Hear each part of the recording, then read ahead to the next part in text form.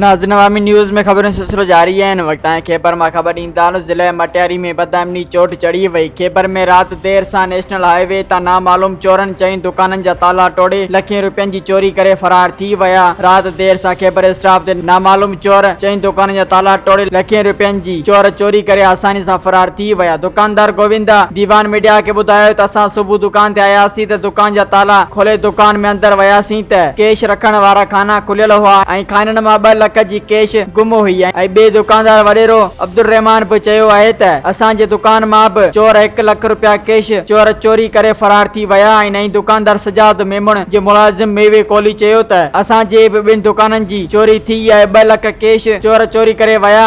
वधिक चई त कल आचर जो ॾींहुं हो, बैंक बंद हुजण करे कैश दुकान में पयल हुई, उहा चोरी थी वई आहे। हिन दुकानदारन जिला मटियारी जे एसएसपी आसिफ अली बुग्यो के अपील कई है त खैबर नेशनल हाईवे ते गश्त एहलकार मुक़रर करे वधिक चोरिन खां बचायो वञे। ॿिए पासे खेबरानी पुलिस सां फोन राब्ते में चवण आहे त असां वटि दुकानदारन मां कंहिं बि चोरी जो को बि इतला नाहे ॾिनो। मजीद खबरों और तफसीलात के लिए विजिट करें हमारी वेबसाइट www.awamiNewsHD.com।